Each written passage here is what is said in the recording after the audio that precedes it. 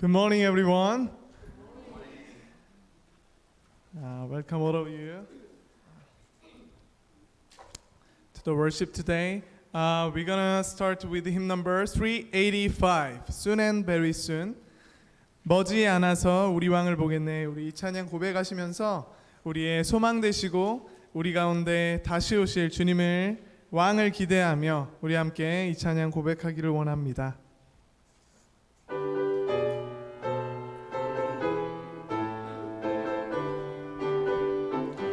머지않아서 우리 왕을 보겠네. 머지않아서 우리 왕을 보겠네. 머지않아서 우리 왕을 보겠네. 할렐루야 할렐루야 우리 왕을 보겠네. No more dying there, we are going to see the King. No more dying there, we are going to see the King. No more dying there, we are going to see the Hallelujah, Hallelujah, Hallelujah. We are going to see the King. 눈물 없는 곳, 눈물 없는 곳, 우리 왕을 보겠네. 눈물 없는 곳, 우리 왕을 보겠네. 눈물 없는 곳, 우리 왕을 보겠네. 할렐루야 할렐루야 우리 왕을 보겠네. 아멘.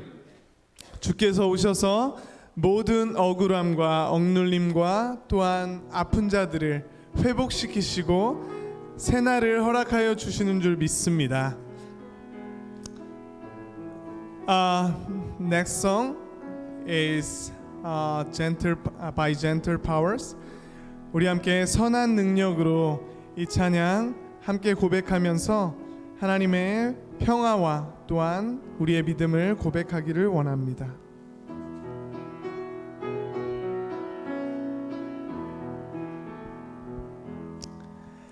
그 선한 힘을 고요히 감싸여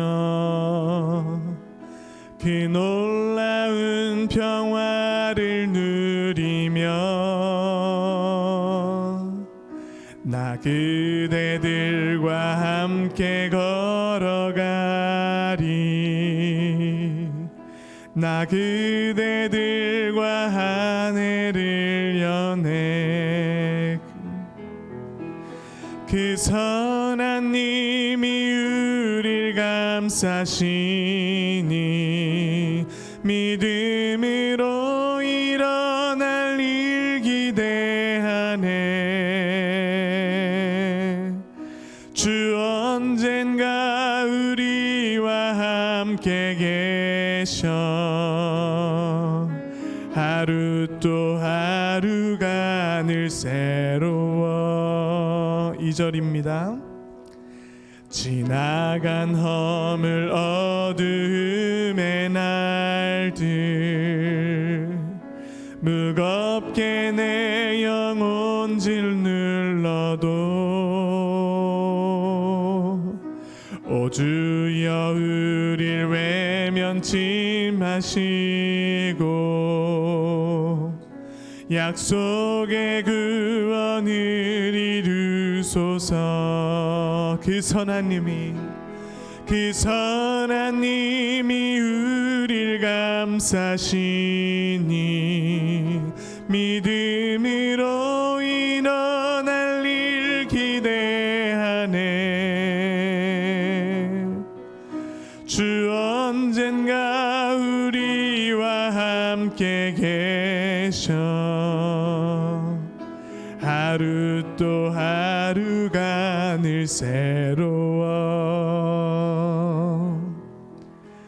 주께서 밝히신 작은 불꽃이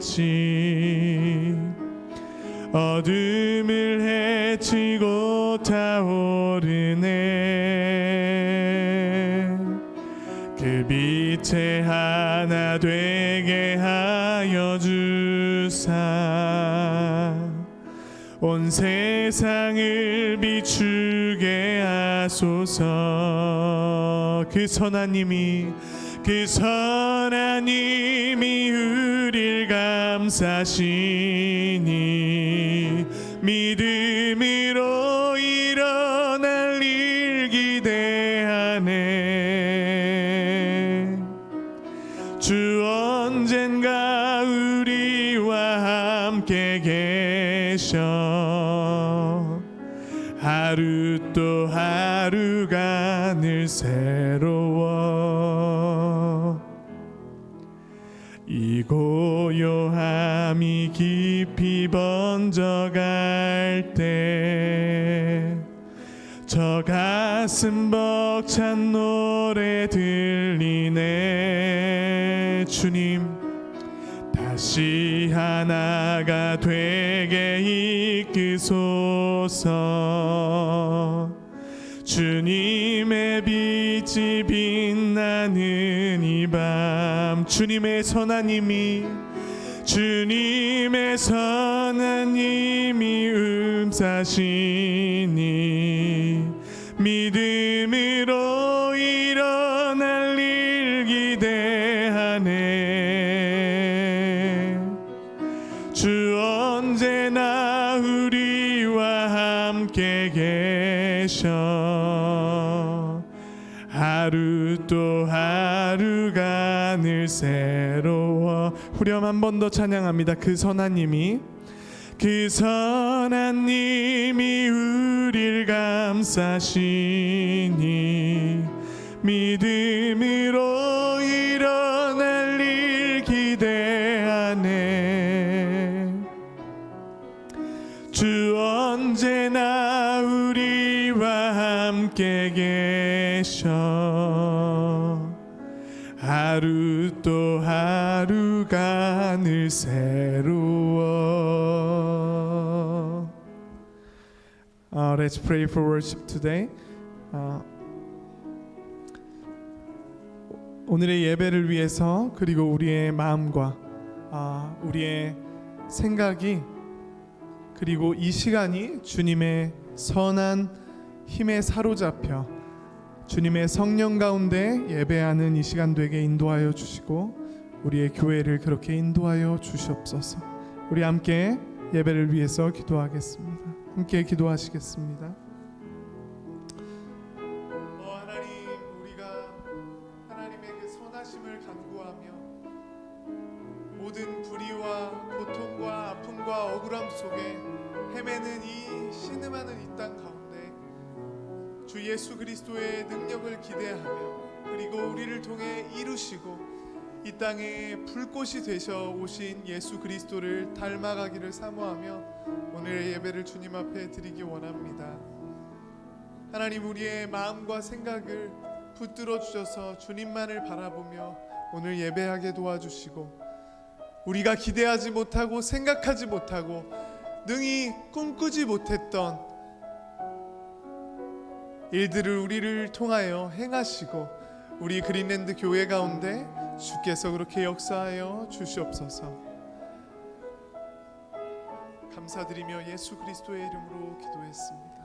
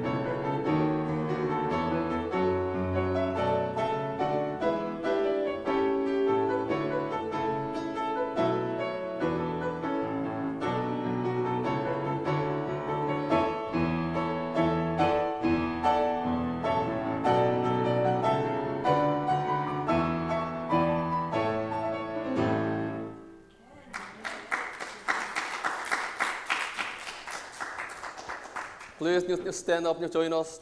Processional hymn number 75, Joyful, Joyful, we adore thee. 다 같이 일어나셔서 임내송 75장 기뻐하며 경배하세 찬송 부르시겠습니다.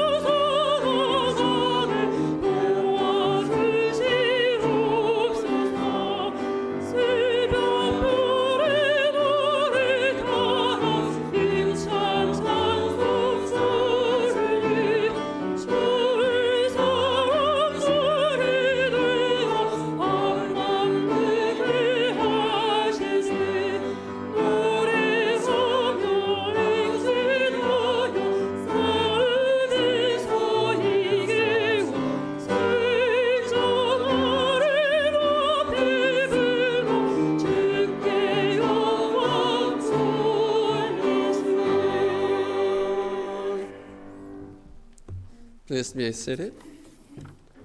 Welcome to the worship service. Today is the 23rd Sunday after Pentecost. I welcome all of you in the name of Jesus Christ.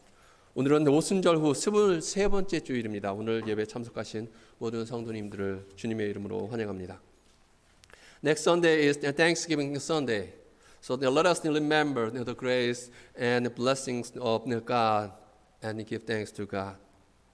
And also we will decorate the altar. So please bring and decorate the altar with the fruits and the crops. 다음 주일은 추수감사주일입니다. 하나님의 은혜와 축복을 생각하시면서 하나님께 감사하실 수 있기를 바랍니다. 추수감사절을 위해서 과일이나 곡식으로서 제단을 장식합니다. 한 가지씩 가져오셔서 다음 주에 장식해 주시기 바랍니다. And next Sunday we will have the baptism of Yuna Han. So Reverend Han will also join our worship service too. 다음 주일에는 한유나 양의 영화 세례가 있습니다. 한상식 목사님께서 함께 해 주시겠습니다. And also the next Sunday we will have the puppet show by Sunday School and Youth Group. So please join and see and encourage their doing. 다음 주일에 주일학교와 중고등부의 인형극이 있습니다. 함께 참여하시고 격려해 주시고 축하해 주시기 바랍니다. And our annual church conference will be on November 17, this coming Thursday at 7 p.m. through Zoom. I will send the link by email to everyone. So please check your email and join our church conference on Thursday. 교회 구역회가 이번 주 목요일 17일입니다. 저녁 7시에 줌으로 나가 있습니다. 링크를 제가 주중에 모든 분들에게 보내겠습니다. 그 링크를 통해서 모든 분들이 구역회에 참석할 수 있기를 바랍니다. 6시에는 감리사님과 함께 목회협조위원회 모임이 있습니다. 목회협조위원들 다 기억하셔서 모임에 참여해 주시기 바랍니다. There is 2022 renew on November 24th through 26th at the Cambridge Korean Church for Sunday school, youth, and young adult. If anyone want to participate, please let me know. 리뉴가 11월 24일부터 26일까지 캠브리지 한인교회에서 열립니다. 주일학교와 청소년, 청년부를 대상으로 합니다. 참여하시기 원하는 분들은 알려주시기 바랍니다. We will have the Thanksgiving dinner like the last year. On Thanksgiving Day, this year is November 24th at 4 p.m. So please join, enjoy food and the fellowship. 추수감사절 식사가 교회에서 4시에 11월 24일입니다. 있습니다. 친교를 나누시기 원하는 분들은 자유롭게 참여해 주시기 바랍니다. Young adult group will meet every Wednesday evening at 6 p.m. at Eun상 Cho's home. So please all young adult group remember and join the meeting. 청년부 모임이 매주 수요일 6시에 조은상 집사님 집에서 있습니다. 모든 청년들은 기억하셔서 참여해 주시기 바랍니다. Please to sign up for the worship volunteer. 예배에 봉사하실 분들은 스케줄을 보시고 서명해서 예배에 봉사해 주시기 바랍니다. Is there any other announcement? 다른 광고 말씀 있으십니까? If not, let's join opening hymn number 291. What a fellowship, what a joy divine. 개회 찬송은 291장 주의 친절한 팔에 안기세. 다 함께 찬송하시겠습니다.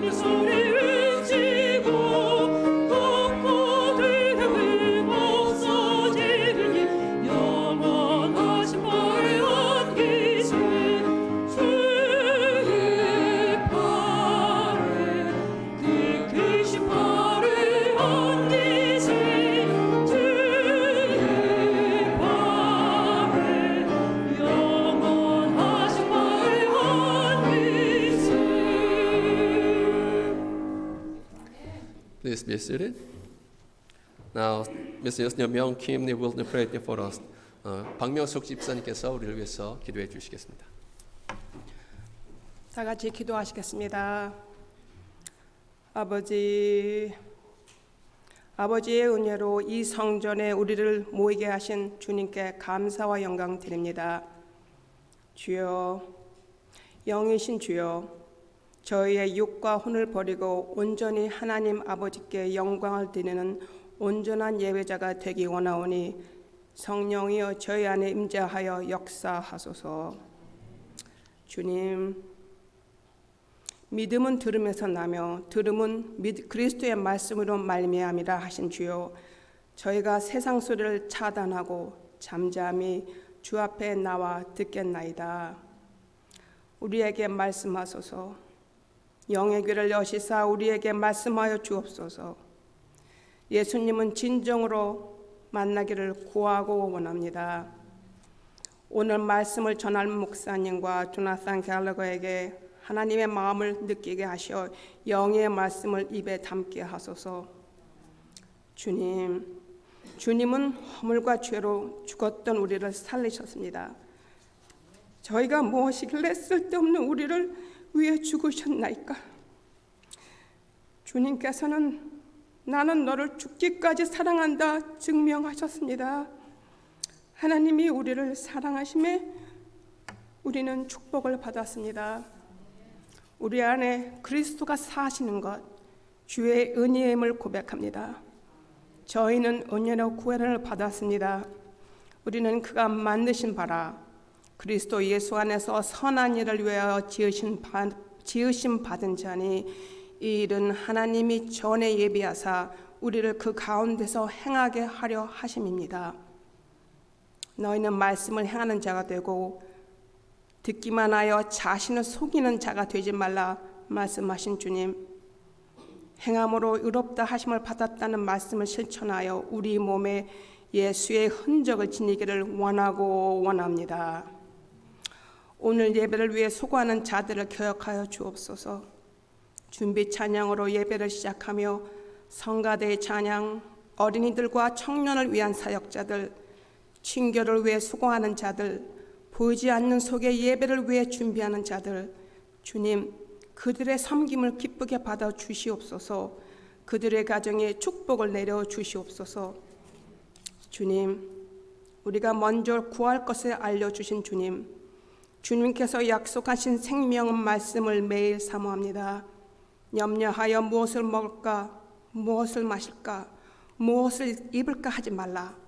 이는 다 이방인이 구하는 것이다. 너희 하나님 하늘 아버지께 이 모든 것이 너에게 있어야 할 줄 아시느니라 말씀하셨습니다. 그런즉 너희는 먼저 그의 나라와 그의 의를 먼저 구하라. 그리하면 이 모든 것이 너에게 더하리라. 아멘.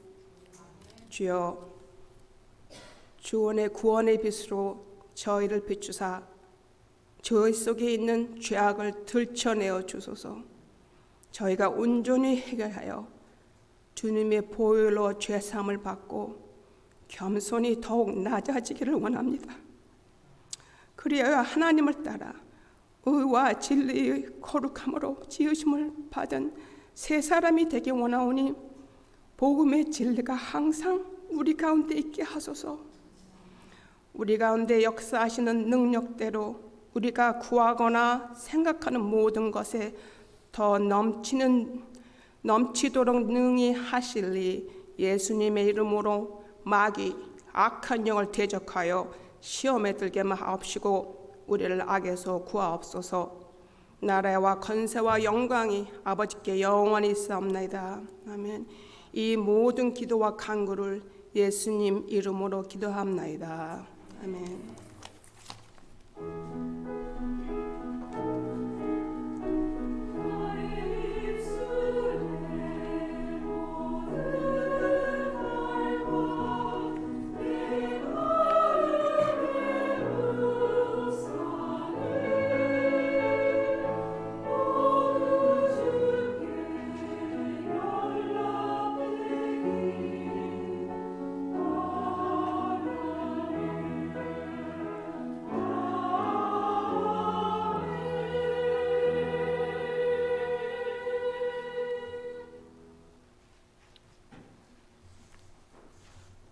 Today I'll be preaching out of Proverbs chapter 7. I'll be touching specifically upon verses 1 through 5 and the ending of verses 21 through 27. My son, keep my words and treasure my commandments with you. Keep my commandments and live. Keep my teaching as the apple of your eye. Bind them on your fingers. Write them on the tablet of your heart. Say to wisdom, you're my sister, and call insight your intimate friend, to keep you from the forbidden woman, from the adulteress with her smooth words. With much seductive speech she persuades him. With her smooth talk she compels him. All at once he follows her, as an ox goes to the slaughter, or as a stag is caught fast till an arrow pierces its liver. As a beard rushes into a snare, he does not know that it will cost him his life. And now, O sons, listen to me, and be attentive to the words of my mouth. Let not your heart turn aside to her ways, and do not stray into her paths. For many a victim she has laid low, and all her slain are a mighty throng. Her house is the way to Sheol, going down to the chambers of death. This is the word of the Lord. Each book of the Bible has a clear purpose. Oh, I'm so sorry. I didn't see it in the bulletin.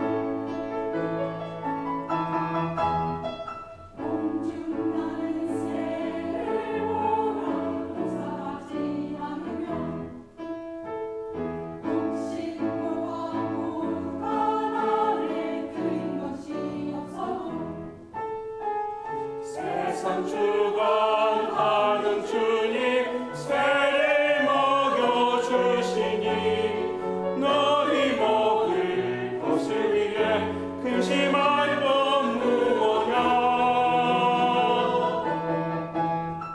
들의 백합화를 보라. 비싼 수고 안에도 솔로몬의 입은 옷도 입고만 못하겠네. 아궁 속에 던질 풀도 깊이 식거든. 사랑하는 자녀들은 입히시지 않으랴. 너는 먼저 주의 나라 그의 일을 구하며 하나님이 모든 것을 너희에게 주시리. 내일을 위하여서 아무 염려 말지니 내일 염려하지 말라. 오늘 고생 족하다. 너희들은 세상에서 무엇 먹고 마시며 무슨 옷을 입고 살까 염려하지 말아라.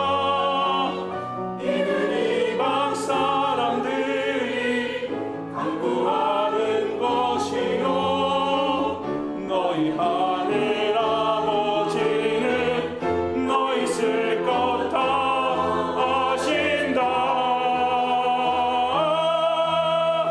너는 먼저 주의 나라 그의 일을 구하며 하나님이 모든 것을 너희에게 주시리. 내일을 위하여서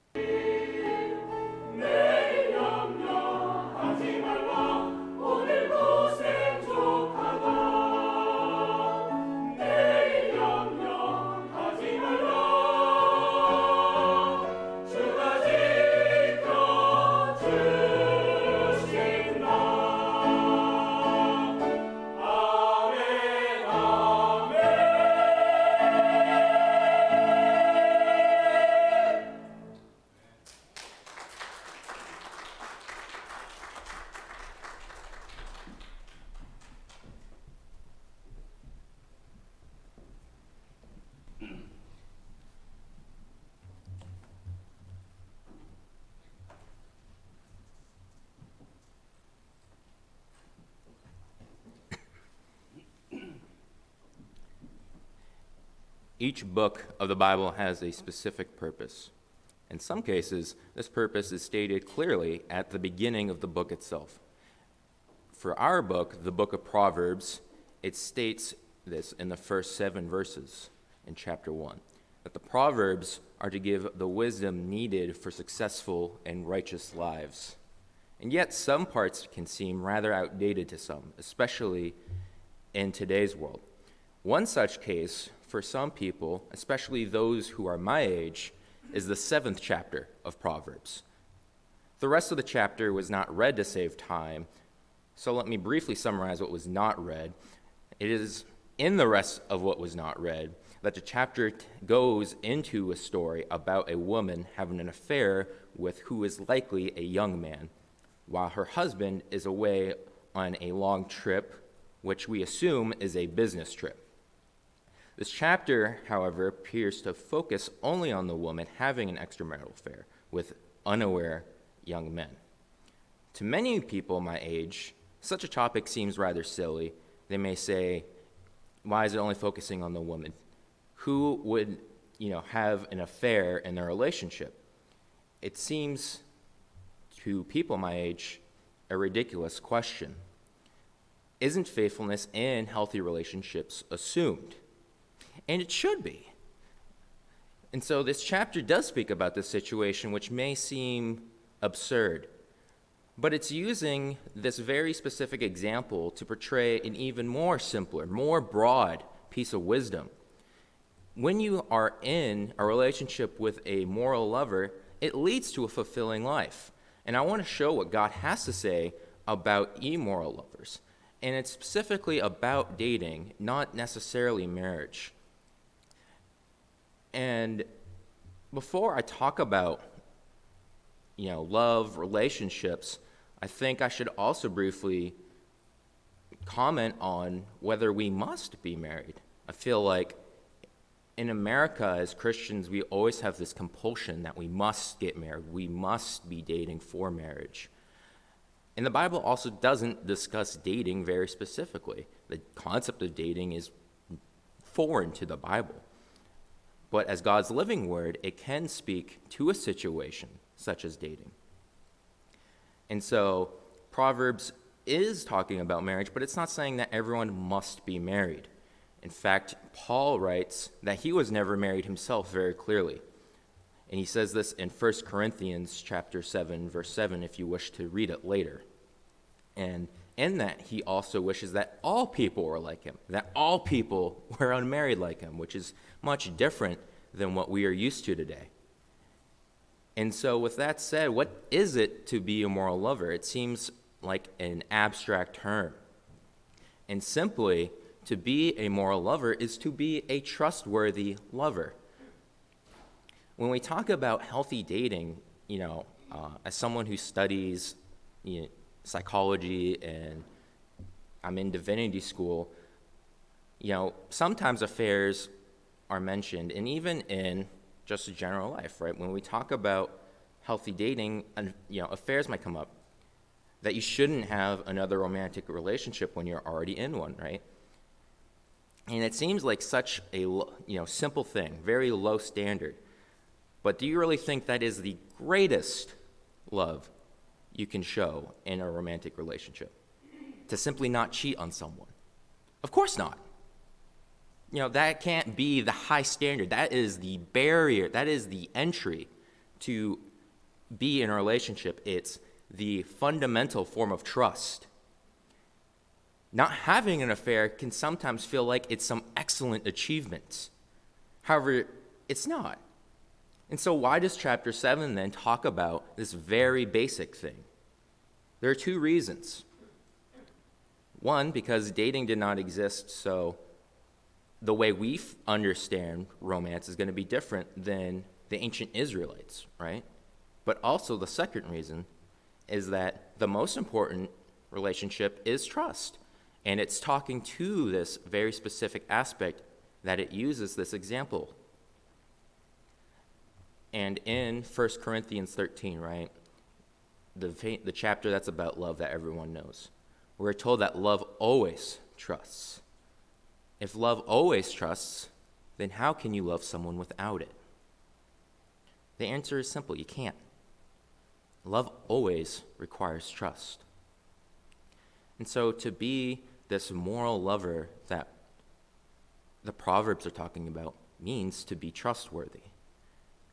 But what does it actually mean to be trustworthy? It means more than just hoping someone won't betray your trust. That's not trust. That's closer to fear.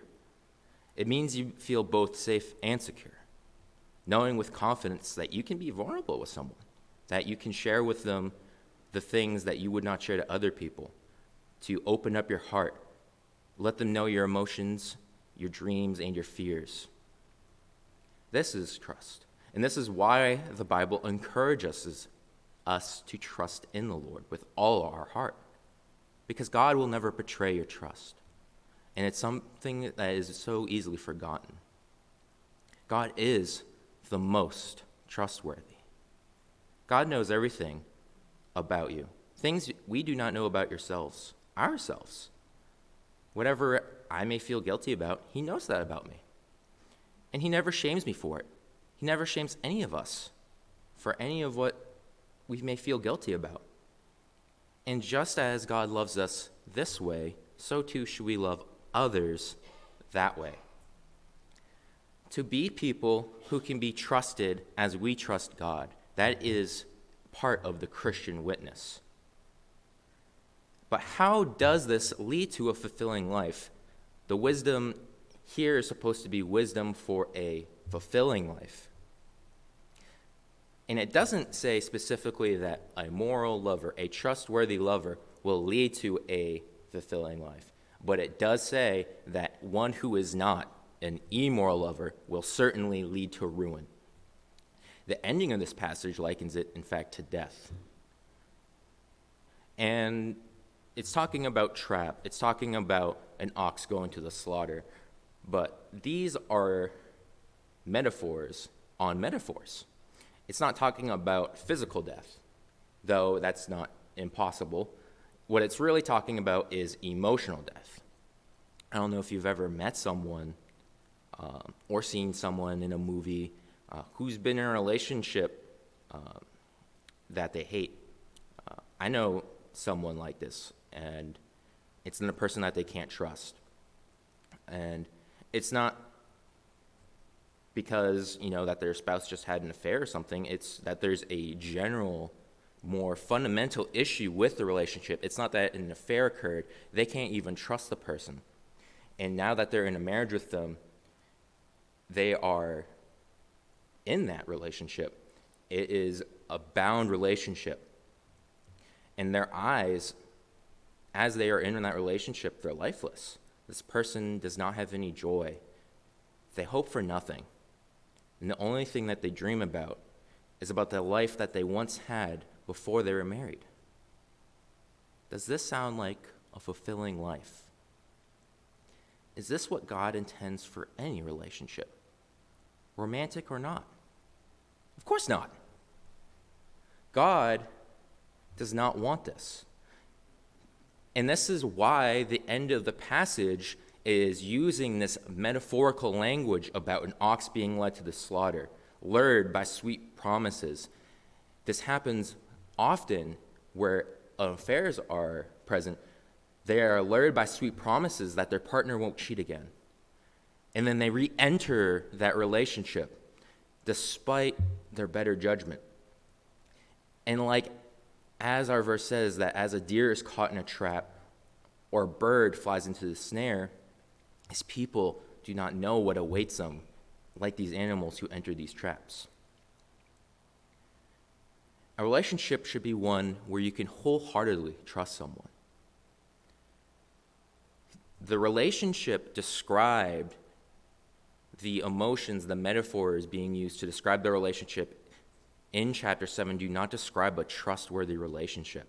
It is one that is fated to be doomed. The people sound like they're waiting for the day they die, which is why so much death language is used. And a fulfilling relationship should be the opposite. It should be a long relationship. You should be filled with joy, wanting a long life. And so God contrasts what should be in a fulfilling relationship with what is not. By showing the opposite, he's showing what should be our goal. And I know many of us here gathered are married, and not many of us are still dating, yet all of us likely know some young people. Me being a younger person, I mostly know young people. And so the wisdom God wants us to know today is that trustworthy lovers lead to a fulfilling life. And this applies to marriage, but it also applies strongly to dating. And so for those who are dating, if someone's cheated on you, why try to marry them? Why stay in that relationship? With dating today, we have the ability to not enter into a binding marriage with someone. That is the power of dating. Some people may disagree, saying that dating is bad, but dating also has some pros. If someone is untrustworthy, they've proven to be immoral, you have the ability to run away. You do not have to walk into the trap. Immoral relationships lead to ruin, so why walk to it? For Christians, the purpose of dating should be to see if you want to marry that person. And so if someone's not trustworthy, don't be in the relationship anymore. You have the freedom to not be there.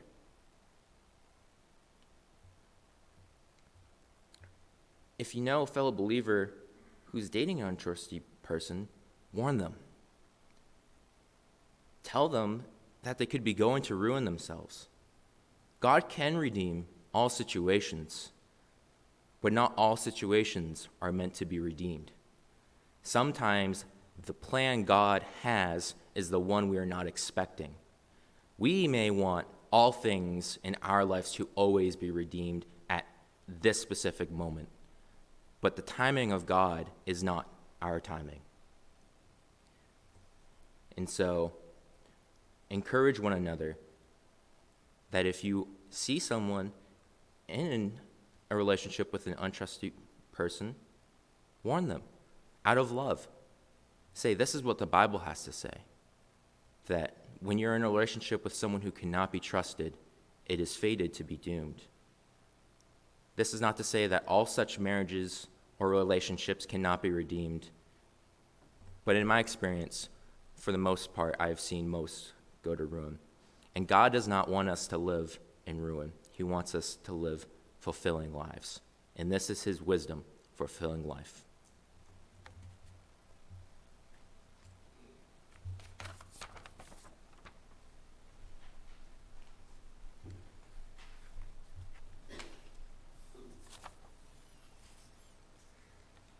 오늘 우리에게 주시는 하나님의 말씀은 누가복음 21장 5절에서 19절 말씀입니다.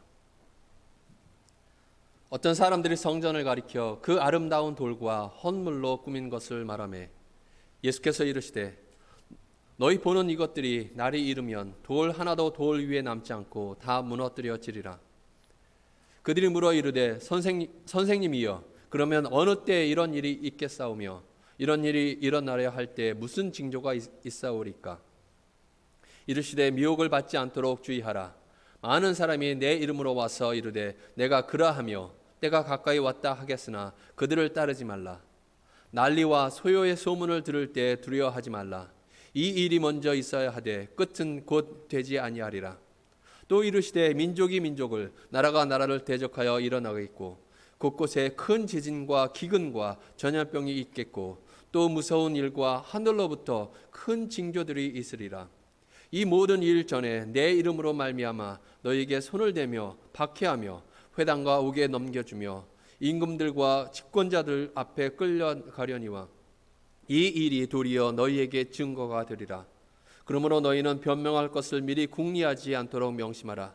내가 너희의 모든 대적이 능히 대항하거나 변박할 수 없는 구변과 지혜를 너희에게 주리라.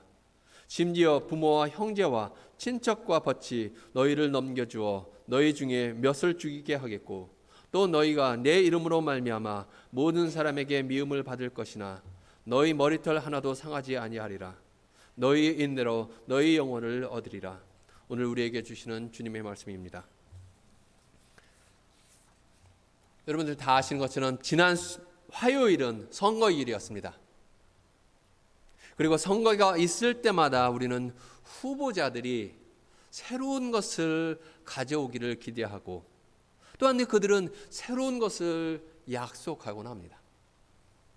새 주지사나 대통령을 선출할 때 그들은 민주당 후보든 공화당 후보든 변화를 가져올 새 행정부를 갖게 될 것이라고 말합니다. 하지만 진정한 변화는 아직 일어나지 않은 것 같고 그래서 많은 사람들이 실망을 하는 것 같습니다. 아마 이것이 많은 사람들이 투표를 하지 않는 이유 중 하나일 것입니다. 그런데 우리의 선거뿐만 아니라 우리의 삶도 마찬가지입니다. 우리는 어떤 틀에 갇혀 살곤 합니다. 우리 대부분은 우리가 하는 일을 하는 것은 그것이 우리에게 큰 기쁨을 가져다 주기 때문이 아니라 단순히 그것이 우리가 하는 일이기 때문에 계속 하고 있습니다. 그것이 바로 우리입니다. 그래서 우리의 모든 선택은 똑같은 오래된 선택처럼 보이며 실제로는 전혀 선택처럼 느껴지지 않습니다. 따라서 새로움, 진정한 변화란 아주 드뭅니다. 그러면 필요한 변화는 어디에서 얻을 수 있을까요? 이사야 선지자는 바벨론의 포로 생활로 고통받고 있던 이스라엘에게 하나님께서 정말로 새로운 일을 행하실 것이라고 선포합니다. 즉 혼돈에서 새로운 세상을 창조하신 바로 그 창조주 하나님이 다시 움직이실 것이며 그래서 그들의 기도가 곧 응답받게 될 것이라고 선포합니다. 즉 하나님은 새롭게 움직이고 계시며 그 결과 새 땅을 얻게 될 것이라고 말합니다. 성경은 새로움, 진정한 안도, 참된 혁신이 온다고 하는 사실에는 한결같지만 그것은 오로지 하나님의 선물이라고 증거합니다. 또 오늘 성경 말씀은 또 다른 것을 이야기해 주고 있습니다. 예수님과 제자들은 웅장한 성전을 거닐며 그 위대한 건축물의 아름다움과 영속성에 대해 이야기를 나눴습니다. 아마 제자들은 그것이 영원할 것이라고 생각했을 것입니다. 하지만 예수님은 제자들에게 이 대화가 끝난 후 얼마 지나지 않아서 돌이 무너지고 온 땅이 폐허가 될 것이라고 말씀하셨습니다. 그리고 예수님이 옳았습니다. 불과 얼마 후에 로마인들은 마침내 이 반역적인 유대인들에게 그렇게 하여서 민족 생활의 중심이었던 성전을 완전히 파괴했습니다. 성전은 폐허가 되었고 돌 위에 돌 하나 남지 않았습니다. 이스라엘 백성들은 이렇게 큰 국가적 재앙을 겪었습니다. 오늘날 우리가 알고 있는 유대교는 대부분 그 재앙의 결과였습니다. 한때 성전을 중심으로 했었던 믿음은 로마인들의 이러한 폭력으로 변화되어서 전 세계에 퍼진 믿음으로 변화되었습니다.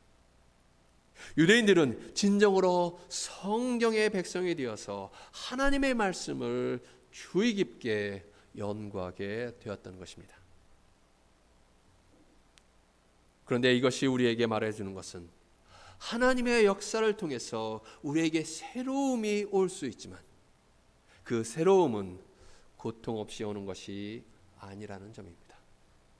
사실 이것이 우리가 우리의 삶에서 진정으로 새로운 것을 거의 경험하지 못하는 이유 중에 하나라 할 수 있습니다. 언제나 무언가가 태어나기 위해서는 무언가가 죽어야 합니다. 우리가 새로운 세계에 들어가기 위해서는 옛 것을 버려야만 합니다. 그리고 그것은 고통스러울 수 있습니다. 또 우리는 그 고통을 피하려 합니다. 우리는 얼마나 자주 변화에 저항을 하고 있습니까? 우리는 예전 방식을 계속하려 하고 누군가가 우리 방식을 바꾸려 하면 저항하곤 합니다. 제가 결혼하고 나서 저희 집사람이 거의 한 달에 한 번 집을 바꾸곤 했습니다.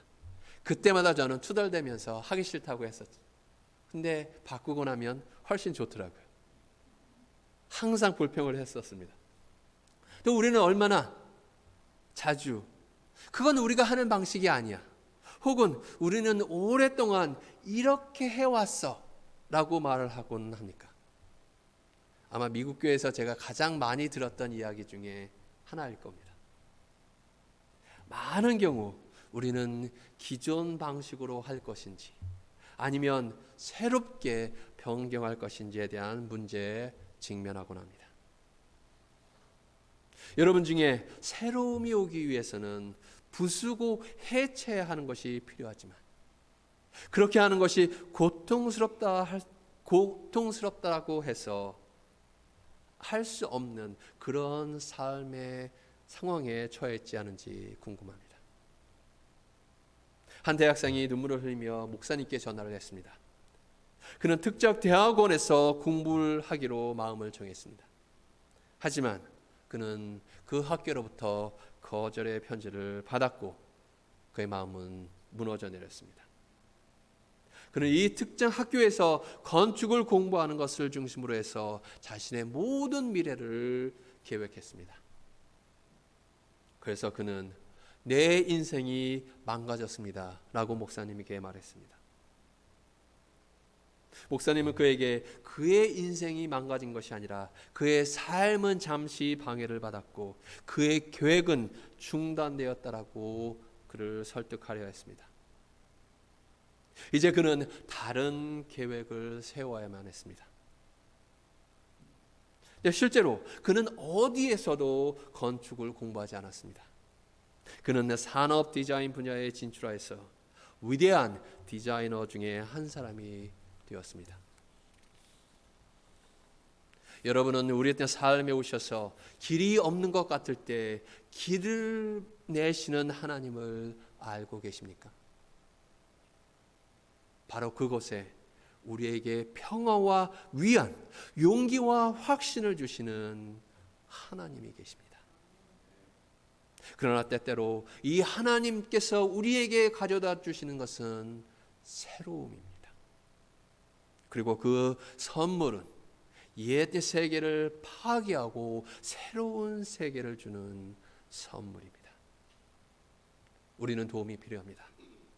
때때로 우리는 큰 문제에 직면하는데 겉으로 보기에는 풀리지 않는 딜레마인 것 같습니다. 그래서 우리에게 필요한 것은 새로운 것, 즉 우리의 관리나 우리의 기대의 시스템을 넘어서 외부에서 오는 새로움이 필요합니다. 우리는 교회 연도의 끝자락에 와 있습니다. 다음 주일은 교회력의 마지막 주일입니다. 그러나 그 끝과 또 그 끝을 말하는 성경 구절에는 또한 새로운 시작에 대한 약속이 들어 있습니다. 시즌이 끝나면 우리는 새로운 시즌을 시작합니다. 시즌이 끝나면 우리는 우리 구주의 오심을 기다리게 됩니다. 죽이신 하나님이 또한 살리십니다. 우리 자신에 대한 기대를 버리시는 하나님께서 또한 새 하늘과 새 땅을 만드시고 우리에게 주십니다. 그러므로 우리의 끝은 하나님과의 새로운 시작이 될 수 있습니다. 그리고 거기에 희망이 있습니다. 거기에 우리의 새로운 시작이 있습니다. 하나님께서 과거의 선지자를 통하여서 하신 것 같이 오늘도 하나님께서 성경을 통하여 우리에게 말씀하십니다. 보라, 내가 새 하늘과 새 땅을 창조하니 이전 것은 기억되지 아니할 것이라. 그리고 하나님은 자신의 약속을 성취하실 것임을 우리에게 약속하셨습니다. 그래서 우리는 하나님께 진정으로 감사할 수 있습니다. 우리는 지금 감사절의 시즌에 와 있습니다. 다음 주일에 우리는 추수감사절로 하나님을 찬양하고 또 가족과 함께 추수감사절을 지킬 것입니다. 보통 우리는 과거에 하나님께서 우리에게 부어주신 축복 때문에 하나님께 감사를 드립니다. 그렇습니다. 하나님은 우리에게 여러 면에서 축복을 주셨고 이에 감사하는 것은 당연한 것입니다. 하지만 이 시간 여러분의 미래로 인하여 감사하시기를 바랍니다. 우리 하나님 때문에 지금 무슨 일이 일어난다 할지라도 우리에게는 희망이 있습니다. 그것이 인생의 새로운 국면이 될 수도 있고 새로운 직업이 될 수도 있습니다. 혹은 천국에서의 새로운 삶이 될 수도 있습니다. 지난 과거에 우리의 삶에 주신 하나님의 축복뿐만 아니라 우리의 미래의 축복에도 감사하시기 바랍니다. 우리에게 새로움과 소망을 주신 하나님께 감사하시기를 축원합니다. 기도하시겠습니다. Let us pray. Oh Lord, to do something fresh and new among us. To do something that we cannot do for ourselves. Bring us up the future, open and hopeful. Bring us a world that we could not construct by ourselves. And give us the courage to live into the gifts of your future, to take up residence in the new world you give us. And help us to give thanks to you for all your blessing upon our lives, and for your promise and new future. Gracious God, we give thanks for giving us our family, friends, and good people, also church family. Grant us grateful hearts that we may always give thanks to you. O loving God, we also concern and pray for those who need your help and your grace. We call their name before you from our heart. Lord, hear our prayer for them. To hold Dockhead and Bradley Nady, and all who need your healing power. Give your comfort, your healing, and your strength. Also grant your strength and wisdom and guidance to those who have faced with important decisions or who could not find a way. Grant strong faith to those who are struggling spiritually. Also grant your daily needs to those who don't have enough. Also to be with those who are traveling in this season of Thanksgiving.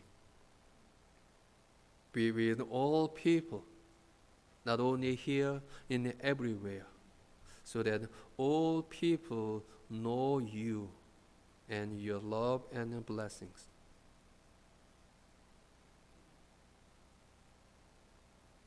Thank you. Thank you for everything you have done for us. And we praise in Jesus' name. Amen. Now it's time for offerings. Today we have the opportunity. So many you will play the crown hymn with many the crown.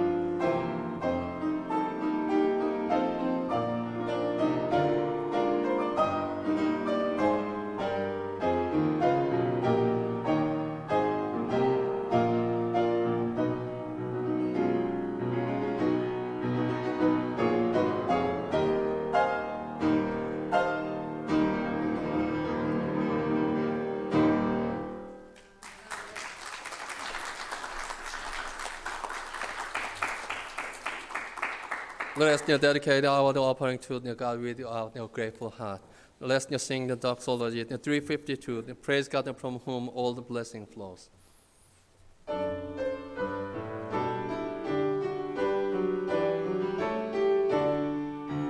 만목의 근원 하나님 만물아 찬양하여라 할렐루야 할렐루야 복 주시는 주 하나님 힘 주시는 주 예수님 주의 성령 찬양하라 할렐루야 할렐루야 할렐루야.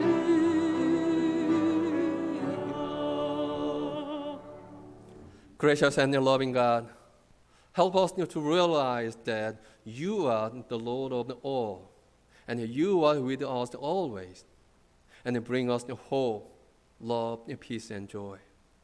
Draw us into a deeper relationship with you. Today, we offer our stewardship, our time, our prayer, our talents, and our offering.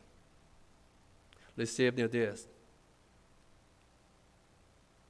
And give your blessing to these people so that they can live as your precious children and also as your faithful witness. And we pray this in your precious name. Amen. The clothing hymn is 311. This is the day of the new beginning. 결단의 찬송은 311장 새로운 삶을 시작하는 입니다. 다 함께 찬송하시겠습니다.